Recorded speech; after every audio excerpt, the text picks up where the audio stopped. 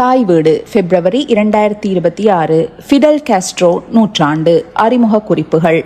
எழுதியவர் ஞாலசீத்தி மீனிலங்கோ. வாசிப்பவர் ஆர். சத்யபிரியா. 20ஆம் நூற்றாண்டின் திசை வழியில் செல்வாக்கு செலுத்திய சக்தி வாய்ந்த நபர்களில் ஒருவரான ஃபிடல் அலெக்சாண்ட்ரோ காஸ்ட்ரோ ரூஸின் நூற்றாண்டு விழாவை இவ்வாண்டு உலகம் கொண்டாடும். கியூபாவின் பிரான் கிராமப்புற விவசாய நிலங்களில் 1926 ஆகஸ்ட் 13 அன்று பிறந்த காஸ்ட்ரோ உலகளாவிய அரசியலை மறுவடிவமைத்து தலைமுறையாக புரட்சியாளர்களை ஊக்குவித்து புவிசார் அரசியல் மரபு வழிகளுக்கு சவால் விடுத்து மேற்கு அரைக்கோளத்தில் அமெரிக்க மேலாதிக்கத்தின் மிகவும் நிலையான எதிர்ப்பாளராக கிட்டத்தட்ட 5 தசாப்தங்களாக நின்றார். அவரது நூற்றாண்டை கியூபா மட்டும் நினைவு கூறவில்லை. உலகளாவிய சமூகம், குறிப்பாக உலகளாவிய தெற்கு மற்றும் சர்வதேச இடதுசாரிகள் கொண்டாடும். அவரது அரசியலை வடிவமைத்த சக்திகள், அவர் உருவாக்க உதவிய உலகம் மற்றும் அவரது வாழ்க்கை தொடர்ந்து எழுப்பும் தீர்க்கப்படாத கேள்விகள் ஆகியவற்றை பற்றி சிந்திக்க வேண்டிய தருணம் இது. அவர் பிறந்து 100 ஆண்டுகளுக்கு பிறகும் ஃபிடல் காஸ்ட்ரோ ஏன் இன்னும் முக்கியமானவர்? ஏக்கத்திற்கு அப்பால், கெடுபிடிப்போர் இருமைகளுக்கு அப்பால், போற்றுதல் தூற்றுதல் ஆகிய இரண்டிற்கும் அப்பால் அவரை ஏன் நாம் நினைவில் கொள்ள வேண்டும்? மேலும் அவரது நூற்றாண்டு விழா இறையாண்மை, உலகளாவிய சமத்துவமின்மை, அரசியல் கற்பனை மற்றும் முடிக்கப்படாத காலனித்துவ நீக்க திட்டம் பற்றி மறுசீலனை செய்ய நம்மை அழைக்கிறது. இந்த அறிமுக கட்டுரை காஸ்ட்ரோவின் வாழ்க்கை, கருத்துக்கள், மரபு மற்றும் உலகளாவிய செல்வாக்கு ஆகியவற்றை ஆராயும் தொடருக்கு அடித்தளம் அமைக்கிறது. ஆனால் இது ஓர் எளிமையான, ஆழமான கேள்வியை கேட்பதன் மூலம் தொடங்குகிறது. 100 வயதிலும் ஃபிடல் காஸ்ட்ரோ ஏன் இன்று நாம் வாழும் உலகத்துடன் பேசுகிறார்? ஒரு முக்கிய வரலாற்று நபரின் நூற்றாண்டு நினைவு வெறும் ஒரு சடங்கோ அல்லது மைல்கல்லோ அல்ல. இது ஒரு பகுப்பாய்வு சாளரம். காலப்போக்கில் அதிகாரம், சித்தாந்தம் மற்றும் நினைவகம் எவ்வாறு உருவாகியுள்ளன என்பதை மதிப்பிடுவதற்கான ஒரு வாய்ப்பு. ஃபிடல் காஸ்ட்ரோவின் நூற்றாண்டு ஆழமான நிச்சயமற்ற தன்மையால் குறிக்கப்பட்ட உலகில் வருகிறது. விரிவடையும் சமத்துவமின்மை, வல்லரசு அரசியலின் மறு உறுதிப்படுத்தல், புதிய தாராளமய உலகமயமாக்கலின் வளர்ந்து வரும் சந்தேகம் மற்றும் சுயாதீன வளர்ச்சி பாதைகளை பட்டியலிட உலகளாவிய தெற்கின் தொடர்ச்சியான போராட்டங்கள். இந்த இயக்கவியல் 1950கள் மற்றும் 1960களில் காலனித்துவ ஆட்சியிலிருந்து மீண்டு வந்த நாடுகள் கெடுபிடிப்போர் அழுத்தங்களுக்கு மத்தியில் இறையாண்மை, கண்ணியம் மற்றும் அரசியல் திசையை நாடிய போது காஸ்ட்ரோ எதிர்கொண்ட உலகத்துடன் குறிப்பிடத்தக்க ஒற்றுமையை கொண்டுள்ளன. காஸ்ட்ரோவின் வாழ்க்கை கடந்த நூற்றாண்டின் மிகவும் வரையறுக்கப்பட்ட சில கதைகளுடன் குறுக்கிடுகிறது. காலனித்துவ எதிர்ப்பு புரட்சிகள், சோசலிச சோதனைகள், கெடுபிடிப்போர், லத்தீன் அமெரிக்காவில் அமெரிக்க தலையீடுகள், ஆபிரிக்க விடுதலை போராட்டங்கள் மற்றும் உலகளாவிய தெற்கு ஒற்றுமைக்கான அவா. அவரது நூற்றாண்டு இந்த வரலாற்றுகளை புதிய கண்களுடன் மீண்டும் பார்வையிட ஒரு தருணத்தை வழங்குகிறது. அவரது வரலாற்று பாத்திரத்தின் வழி நின்று நிகழ்காலத்தின் தேவைகள் மற்றும் விவாதங்களுக்கு அதிக கவனம் செலுத்துகிறது. நினைவு கூறுவதன் முக்கியத்துவம் கட்டுக்கதைகளுக்கும் புரட்டுகளுக்கும் அப்பால்.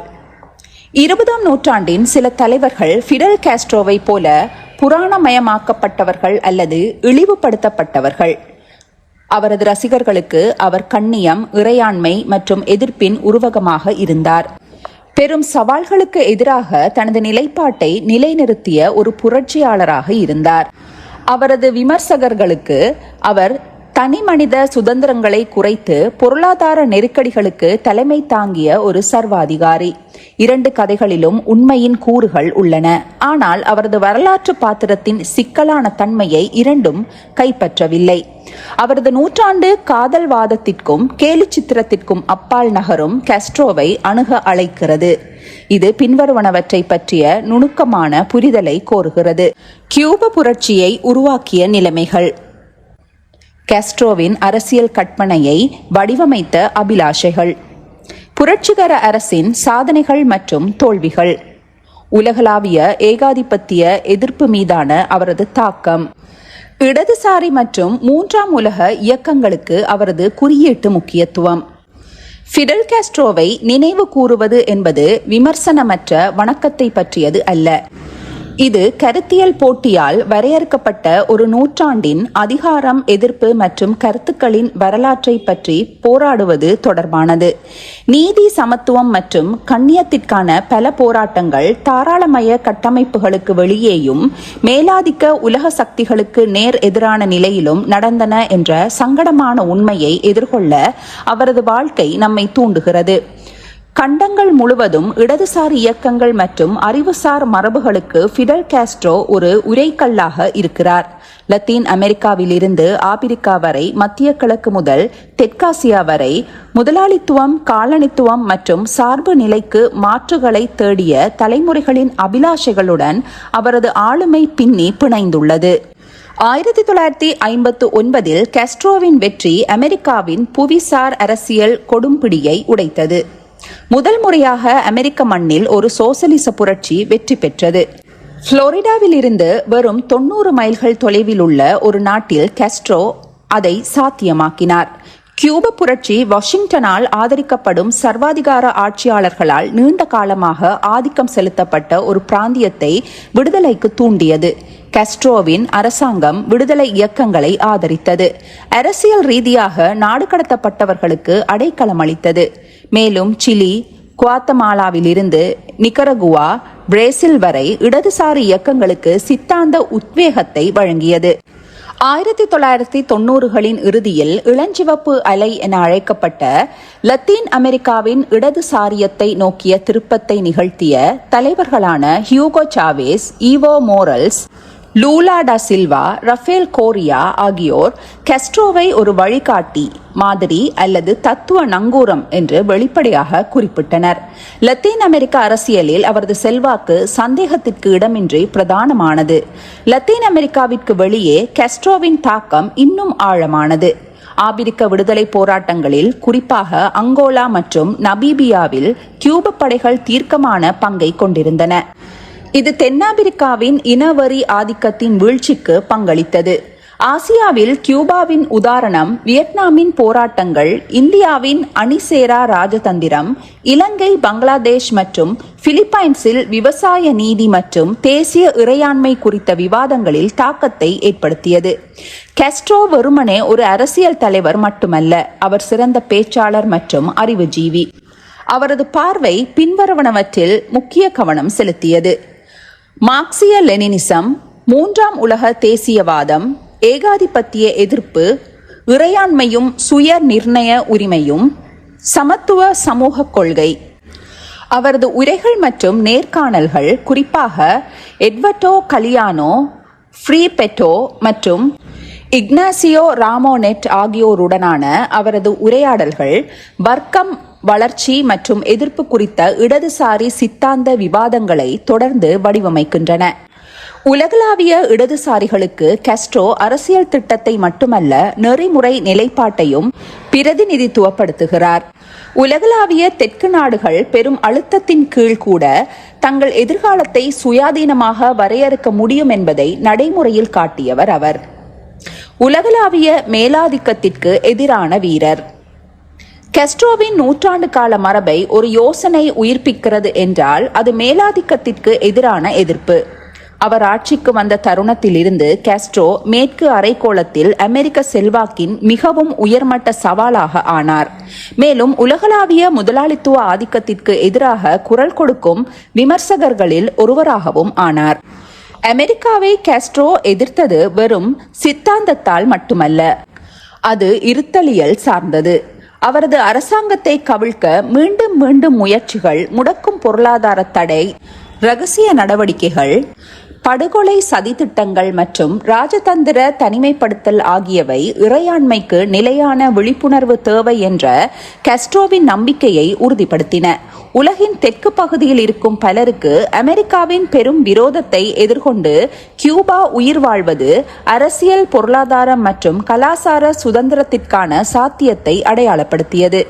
காஸ்ட்ரோவின் தலைமையின் கீழ் கியூபா அணிசேரா இயக்கத்திற்குள் ஒரு உந்து சக்தியாக மாறியது. 1979 ஹவானா உச்சி மாநாடு கியூபாவின் உலகளாவிய ராஜதந்திர செல்வாக்கின் உச்சகட்டத்தை குறித்தது. இங்கே காஸ்ட்ரோ உலகளாவிய நீதிபதியின் பார்வையை பின்வருவனவற்றை அடிப்படையில் வேரூன்றச் செய்தார். செல்வத்தை மறுபகிர்வு செய்தல், உலகளாவிய தெற்கு ஒத்துழைப்பு, இராணுவவாதத்திற்கு எதிர்ப்பு, நிறவெறிக்கு எதிர்ப்பு, ஆக்கிரமிக்கப்பட்ட மற்றும் காலனித்துவப்படுத்தப்பட்ட மக்களுடனான ஒற்றுமை. அவரது வாதத்தால் கியூபா உலகின் தெற்கு பகுதியின் கணியத்திற்கான கூட்டு போராட்டத்தில் ஒரு சிறிய ஆனால் செல்வாக்குமிக்க சக்தியாக நிலைநிறுத்தப்பட்டது. ஏகாதிபத்திய எதிர்ப்புக்கான காஸ்ட்ரோவின் அர்ப்பணிப்பு உறுதியான வடிவங்களை எடுத்தது. அவற்றில் முக்கியமானவற்றை பின்வருமாறு பட்டியலிடலாம்.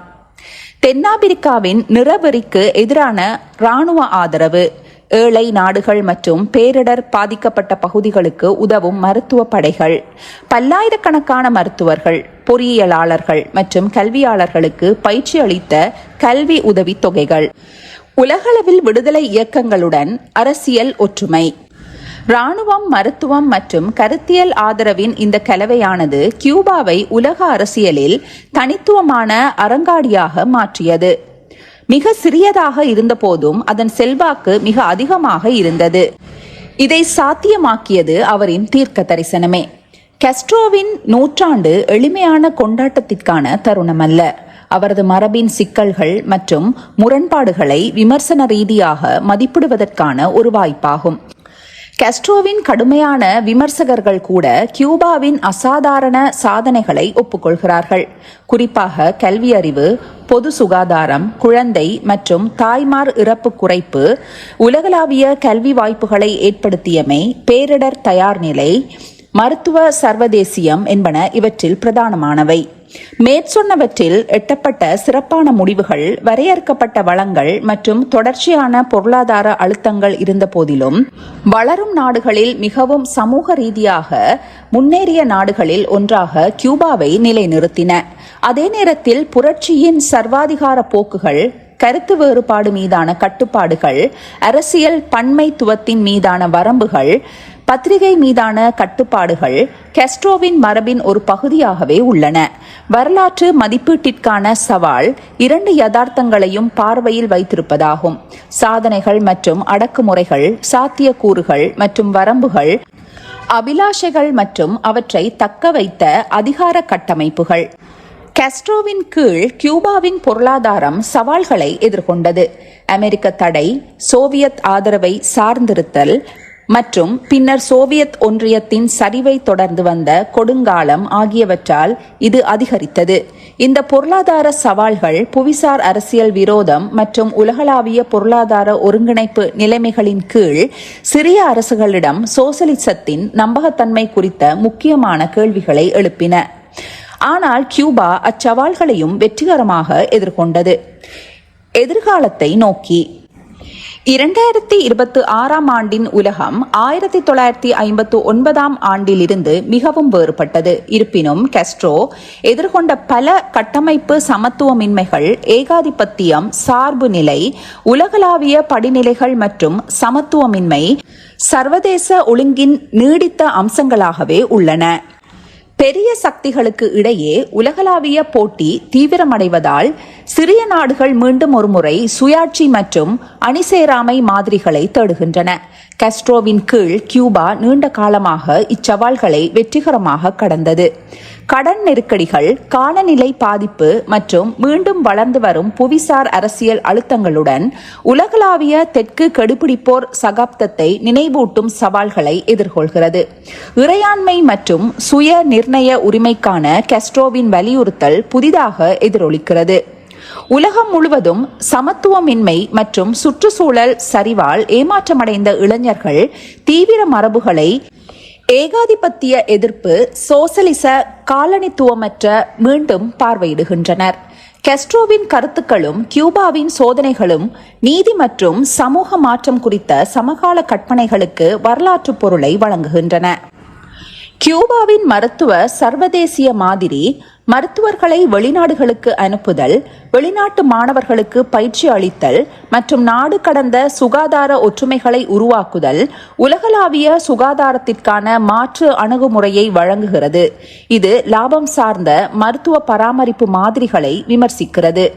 இந்த அணுகுமுறைகளை புதுப்பிக்கப்பட்ட தீவிரத்துடன் ஆராய இந்த நூற்றாண்டு ஒரு தருணத்தை வழங்குகிறது. பிறந்து 100 ஆண்டுகளுக்கு பிறகும் ஃபிடல் காஸ்ட்ரோ வரலாற்றில் கிளர்ச்சி, இறையாண்மை மற்றும் எதிர்ப்பின் மிகவும் நீடித்த அடையாளங்களில் ஒருவராக நிற்கிறார். சிலருக்கு அவர் ஒரு ஹீரோவாகவும், மற்றவர்களுக்கு கொடுங்கோளராகவும், பலருக்கு 20ஆம் நூற்றாண்டின் புரட்சிகர அரசியலின் பதட்டங்களை உள்ளடக்கிய சிக்கலான மற்றும் முரண்பாடான நபராகவும் இருக்கிறார். ஆனால் ஒருவரின் கருத்து என்னவாக இருந்தாலும் அவரது முக்கியத்துவத்தை மறுக்க முடியாது. தொடரும் குறிப்புகள். இந்த நூற்றாண்டு தொடர் இன்னும் 4 கட்டுரைகளாக விரியும். அது ஃபிடல் காஸ்ட்ரோவின் வாழ்க்கை மற்றும் மரபை, அவரது அறிவுசார் அடித்தளங்கள், அவரது அரசமைப்பு, அவரது சர்வதேசியம் மற்றும் அவரது தொடர்ச்சியான பொருத்தத்தை வெளிச்சம் போட்டு காட்ட வடிவமைக்கப்பட்ட கருப்பொருட்களை மையப்படுத்திய ஆராய்ச்சி. ஒவ்வொரு கட்டுரையும் காஸ்ட்ரோவின் வரலாற்று முக்கியத்துவத்தின் ஒரு தனித்துவமான பரிமாணத்தை எடுத்துக்கொள்கிறது. அதே நேரத்தில் அவை ஒன்றாக கியூபாவின் எல்லைகளை தாண்டிய தாக்கத்தையும் உலகளாவிய தெற்கை வடிவமைக்கும் கருத்துக்களையும் கொண்ட ஒரு தலைவரின் விரிவான உருவப்படத்தை வழங்குகிறது. 2வது கட்டுரை ஃபிடல் காஸ்ட்ரோவை ஒரு அரசியல் சிந்தனையாளராக ஆராய்கிறது. அவரது கவர்ச்சி, சின்னமான பிம்பங்கள், புரட்சிகர துணிச்சல் ஆகியவற்றால் பெரும்பாலும் மறைக்கப்படும் பரிமாணம், சூழ்நிலையால் இயக்கப்படும் ஒரு உள்ளுணர்வு கிளர்ச்சியாளராக இருப்பதற்கு பதிலாக காஸ்ட்ரோ ஜோசே மார்டியின் காலனித்துவ எதிர்ப்பு தேசியவாதம், மார்க்சிஸ்ட் லெனினிச கோட்பாடு, லத்தீன் அமெரிக்க குடியரசுவாதம் மற்றும் புரட்சிக்கு முந்தைய கியூபாவில் அநீதியின் சொந்த அனுபவங்களால் வடிவமைக்கப்பட்ட ஒரு அறிவுஜீவியாக இருந்தார். இக்கட்டுரை அவரது அரசியல் உலக கண்ணோட்டத்தை கீழ்வரும் 4 அம்சங்களை அடிப்படையாக கொண்ட தத்துவ கட்டமைப்பை ஆராயும். இறையாண்மையின் தார்மீக அடித்தளமாக கண்ணியம் பற்றிய அவரது கருத்து, வர்க்க போராட்டம், புரட்சிகர கடமை பற்றிய அவரது புரிதல், ஏகாதிபத்தியம், முதலாளித்துவம் பற்றிய அவரது விமர்சனம், கூட்டு அதிகாரமளிப்புக்கு அவசியமான அரசியல் கல்வியில் அவரது நம்பிக்கை, வரலாறு என்னை விடுதலை செய்யும் என்பதிலிருந்து அவரது ஐநா உரைகள் வரை காஸ்ட்ரோவின் சொந்த வார்த்தைகளை பயன்படுத்தி அவரது கருத்துக்கள் எவ்வாறு புரட்சியை தூண்டின, ஆட்சியை வடிவமைத்தன, கண்ணியத்தையும் சுதந்திரத்தையும் தேடும் லத்தீன் அமெரிக்க 3ஆம் உலக இயக்கங்களுக்கு ஒரு கட்டமைப்பை வழங்கியது என்பதை காண்பிக்கும். 3வது கட்டுரை காஸ்ட்ரோவின் மிகவும் நீடித்த மரபுகளில் ஒன்றிற்கு திரும்புகிறது. சுகாதாரம், கல்வி, நலன்புரி ஆகியவற்றை தேசிய வளர்ச்சி மற்றும் சர்வதேச ஒற்றுமைக்கான கருவிகளாக மாற்றியது. காஸ்ட்ரோவின் தலைமையின் கீழ் பொருளாதார பற்றாக்குறை மற்றும் வெளிப்புற அழுத்தங்கள் இருந்த போதிலும் கியூபா உலகின் மிகவும் பயனுள்ள பொது சுகாதார அமைப்புகளில் ஒன்றை உருவாக்கியது. இந்த சாதனை காஸ்ட்ரோ அறிவித்தபடி சுகாதாரம் ஒரு பண்டமல்ல, ஆனால் ஒரு மனித உரிமை என்ற புரட்சிகர நம்பிக்கையில் அடித்தளமாக இருந்தது. இந்த கட்டுரை பின்வருவனவற்றில் கவனம் செலுத்துகிறது.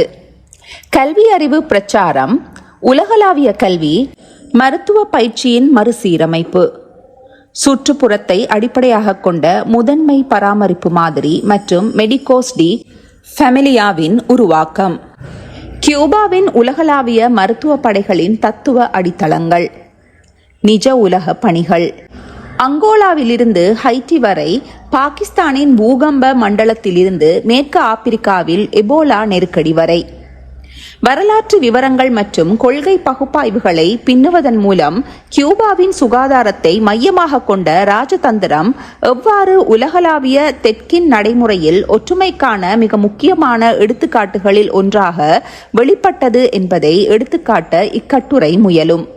4வது கட்டுரை காஸ்ட்ரோவை ஒரு உலகளாவிய அடையாளமாக ஆராய்கிறது. அமெரிக்காவை எதிர்ப்பது, அணிசேரா இயக்கத்திற்கான ஆதரவு மற்றும் காலனித்துவ எதிர்ப்பு போராட்டங்களுக்கான ஆதரவு என்பன அவரை 3ஆம் உலக எதிர்ப்பின் முன்னணியில் நிறுத்தி தலைவராக்கியது. புரட்சியின் ஆரம்ப நாட்களில் இருந்து காஸ்ட்ரோவின் சொல்லாட்சிகளிலும் செயல்களிலும் சிறிய நாடுகளின் அரசியல் மற்றும் பொருளாதார இறையாண்மைகளுக்கான உரிமையை உறுதிப்படுத்த முயன்றன. 1979 ஹவானா அணிசேரா நாடுகளில் உச்சிமாநாட்டில் அவர் அறிவித்தார், உலகின் ஏழைகள் வாக்குறுதிகளால் சோர்வடைந்துள்ளனர். அவர்கள் நீதியை கோருகிறார்கள். புதிதாக சுதந்திரம் பெற்ற நாடுகள் உலக அமைப்பின் ஏற்றத்தாழ்வுகளை சவால் செய்த சகாப்தத்தின் உணர்வை அவரது வரிகள் படம் பிடித்தது. அங்கோலா மற்றும் நமீபியாவில் கியூபாவின் தீர்க்கமான பங்கு, நிறவெறிக்கு எதிரான ஆப்பிரிக்க தேசிய காங்கிரசுக்கான ஆதரவு மற்றும் விடுதலை இயக்கங்களுக்கான ராஜதந்திர மற்றும் சித்தாந்த மையமாக தீவின் பங்கு உள்ளிட்ட பல கதைகள் மூலம் இந்த 4வது கட்டுரை காஸ்ட்ரோ ஒரு அரசியல்வாதியை விட அதிகமாக உலகளாவிய செல்வாக்குள்ளவராக எப்படி ஆனார் என்பதை விளக்குகிறது. உலகளாவிய படிநிலைக்கு எதிரான போராட்டத்தில் அவர் தள கர்த்தாவாக இருந்தார். 3ஆம் உலகவாதத்தின் அபிலாஷைகளையும் முரண்பாடுகளையும் அவர் எவ்வாறு உள்ளடக்கினார் என்பதை இக்கட்டுரை ஆராயும். இறுதிக் கட்டுரை சமகால வரலாற்றில் ஃபிடல் காஸ்ட்ரோவின் இடத்தை மதிப்பிடுகிறது. 21ஆம் நூற்றாண்டின் அரசியல் புதுப்பிக்கப்பட்ட புவிசார் அரசியல் போட்டி, தொடர்ச்சியான வடக்கு தெற்கு சமத்துவமின்மைகள், காலநிலை பாதிப்பு மற்றும் புதிய தாராளமய வளர்ச்சி மாதிரிகள் மீதான பரவலான ஏமாற்றம் ஆகியவற்றால் குறிக்கப்படுகிறது. இந்த நிலைமைகள் காஸ்ட்ரோ தனது வாழ்நாள் முழுவதும் எதிர்கொண்ட மற்றும் கோட்பாடு செய்யப்பட்ட பல கட்டமைப்பு சிக்கல்களை எதிரொலிக்கின்றன. லத்தீன் அமெரிக்காவின் இளஞ்சிவப்பு அலை இறையாண்மை குறித்த சமகால விவாதங்கள் மற்றும் சார்பு நிலையிலிருந்து வெளியேறும் பாதைகளை தேடுவதில் அவரது நீடித்த செல்வாக்கை மதிப்பிடுவதற்கான வாய்ப்பை இந்த நூற்றாண்டு வழங்குகிறது. இந்த பின்புலத்தில் இக்கட்டுரை பின்வருவனவற்றில் கவனம் குவிக்கிறது. இன்றைய உலகளாவிய தெற்கு அரசியலுடன் காஸ்ட்ரோவின் கருத்துக்கள் எவ்வாறு எதிரொலிக்கின்றன? கியூபா சர்வதேசியத்தின் நீடித்த ஈர்ப்பு, சர்வாதிகாரம் மற்றும் பொருளாதார மேலாண்மை பற்றிய விமர்சனங்கள். உலகளாவிய நெருக்கடிகளின் சகாப்தத்தில் புரட்சிகர தலைமை என்றால் என்ன என்ற பரந்த கேள்வி. இவ்வாறு செய்வதன் மூலம் காஸ்ட்ரோவின் மரபு சிக்கலான, போட்டியிட்ட ஆனால் மறுக்க முடியாத செல்வாக்கு, நீதி, கண்ணியம் மற்றும் சுயாட்சி குறித்த உலகளாவிய விவாதங்களில் ஆழமாக பதிந்துள்ளது என்று இந்நிறைவு கட்டுரை வாதிடுகிறது. 2026இல் அவரது நூற்றாண்டு முக்கியமானது, ஏனெனில் அது பரந்த கேள்விகளை எதிர்கொள்ள நம்மை கட்டாயப்படுத்துகிறது. ஃபிடல் காஸ்ட்ரோவை நினைவு கூறுவது என்பது இறுதியில் இந்த கேள்விகளை நினைவில் கொள்வது பற்றியது. மேலும் பலரின் தலைவிதியை சக்தி வாய்ந்தவர்கள் தொடர்ந்து வடிவமைக்கும் உலகில் நீதி, கண்ணியம் மற்றும் சமத்துவத்திற்கான நமது இன்னும் தீர்க்கப்படாத தேடலை எதிர்கொள்வது பற்றியது. ஒருமுறை பற்ற வைக்கப்பட்ட கருத்துக்கள் அவற்றின் தருணத்தை விட நீடித்து ஒரு நூற்றாண்டு முழுவதும் எதிரொலிக்கும் என்பதற்கு அவரது வாழ்க்கை சான்றாக உள்ளது. நன்றி.